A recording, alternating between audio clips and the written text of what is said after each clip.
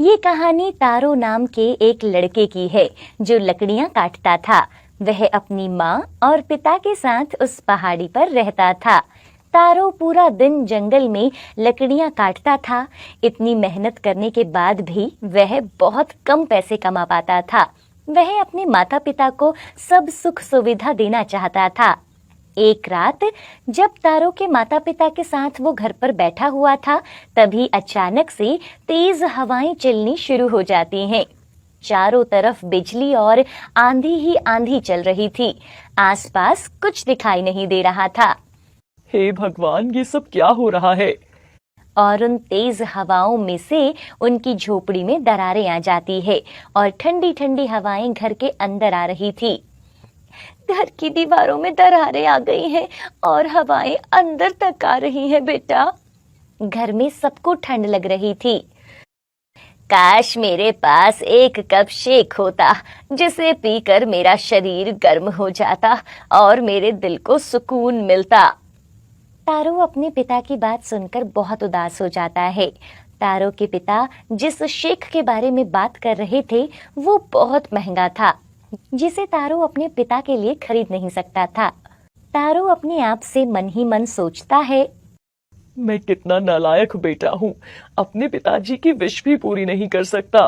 काश मैं पिताजी को वो महंगा शेक पिला पाता। मुझे कैसे भी करके ज्यादा पैसे कमाने हैं और अपने पिता के लिए वो शेक लाना है। अगली सुबह तारो सुबह जल्दी उठ जाता है और हाथ में कुल्हाड़ी और एक पानी का बर्तन लेकर जंगल चला जाता है और लकड़ियां काटने लगता है। आज वह हर रोज से पहले जंगल में आ गया था। तारों को लकड़ियां काटते काटते दोपहर हो जाती है और सूर्य की गर्मी से तारो तप रहा था और उसे प्यास भी लग रही थी। तारो अपना पानी का बर्तन उठाता है। अरे, इसमें तो पानी ही नहीं है। उसके बर्तन में अब बिल्कुल पानी नहीं था। उसने सारा पानी पहले ही पी लिया था। मुझे ज्यादा पैसे कमाने हैं और अपने माता पिता को हर खुशी देनी है। और तारो और ज्यादा ताकत से लकड़ियों को काटने लगता है। कुछ घंटों बाद तारो को पानी के झरने की आवाज आती है।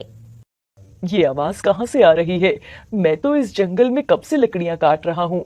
यहाँ तो ऐसा कोई पानी का झरना नहीं है। तारो को बहुत प्यास भी लगी थी। चलो चलकर देखता हूँ, ये पानी की आवाज आखिर कहाँ से आ रही है। तारो अपनी कुल्हाड़ी हाथ में उठाता है और झरने की आवाज की तरफ चलना शुरू करता है और जाते जाते उस जगह पर पहुंच जाता है। तारो वहां क्या देखता है कि एक पहाड़ी के पीछे छोटा सा पानी का बहुत ही सुंदर झरना था, जिसमें से पानी बह रहा था। अद्भुत! ये झरना कहाँ से आ गया? मैंने तो आज से पहले इसे कभी नहीं देखा और ना ही कभी पिताजी ने ऐसे झरने के बारे में कोई जिक्र किया है। और जैसे ही वो अपने हाथों से उसे लगाता है, वाह, ये तो वही महंगा शेक है। तारो फिर से पानी को टेस्ट करता है। ये कैसे हो सकता है? ये तो शेक है, न कोई साधारण पानी। मुझे इसे पिताजी के लिए घर ले जाना चाहिए। तारो जल्दी से अपने पिताजी को एक कप उस शेक का देता है। उस शेक को पीते ही तारो के बूढ़े पिताजी कांपना बंद कर देते हैं और वो कमरे के अंदर डांस करने लगते हैं। उसी शाम एक और औरत उनके घर आती है। अब तो मैं बिल्कुल ठीक हूँ। ये लीजिए, आप भी जरा इसे टेस्ट कर देखिए। औरत उस शेक को फट से पूरा पी लेती है। ये तो बहुत अच्छा है, बिल्कुल जादुई शेक की तरह। तभी तारो के पिताजी उस औरत को सारी बात बताते हैं।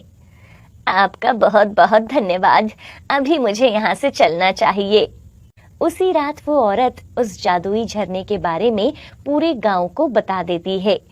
उसी रात गांव के न जाने कितने लोग तारो के घर आ जाते हैं और हर कोई उस झरने की बात सुनता और उस शेक का एक सिप टेस्ट करके जा रहा था और लगभग 1 घंटे में ही वो शेक से भरा पूरा बर्तन खाली हो गया।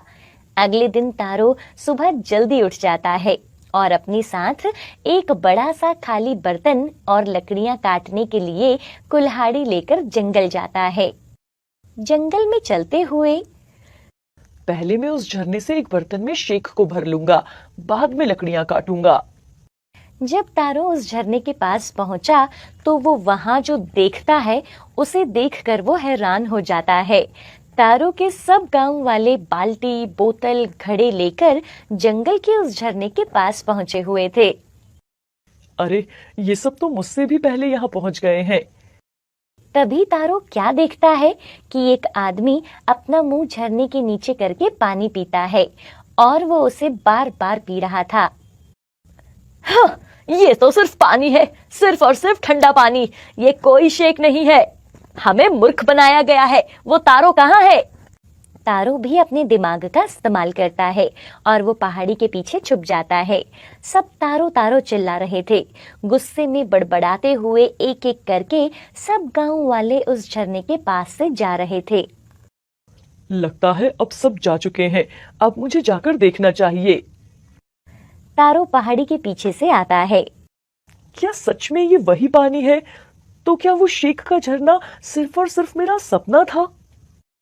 तभी तारो थोड़ा सा पानी लेता है और अपने होठों से लगाता है।